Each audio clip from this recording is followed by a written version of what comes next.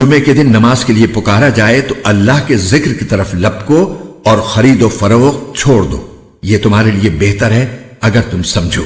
नमाज पूरी हो जाए तो जमीन में मुंतशिर हो जाओ और अल्लाह का फजल तलाश करो और अल्लाह को कसरत से याद करो ताकि तुम्हें फलाह नसीब हो।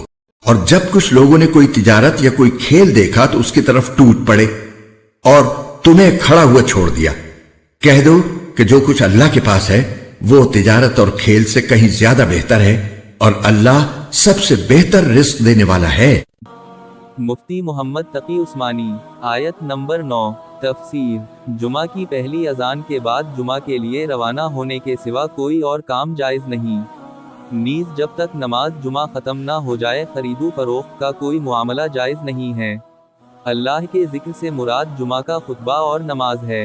आयत नंबर 10। तफसीर। जैसा कि बारहा गुजर चुका है, अल्लाह का फजल तलाश करना कुरान करीम की असतला में तिजारत वगैरह के जरिए रोजगार हासिल करने को कहा जाता है।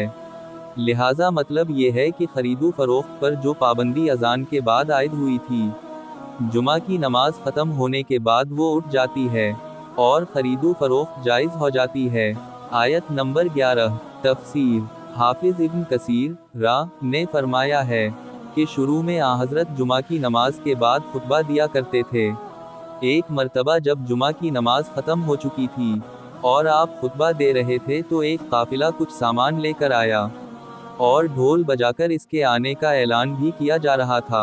उस वक्त मदीना मुनव्वरा में खाने पीने की चीज़ों की कमी थी, इसलिए सहाबा की एक बड़ी तादाद खुतबा छोड़कर इस काफिले की तरफ निकल गई और थोड़े से अफराद मस्जिद में रह गए।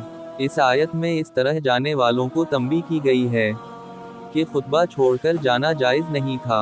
इससे ये भी मालूम हुआ कि जुमा की सिर्फ नमाज ही फ़र्ज नहीं है बल्कि खुतबा सुनना भी वाजिब है।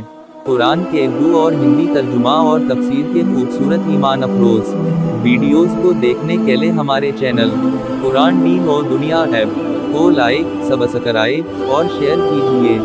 शुक्रिया।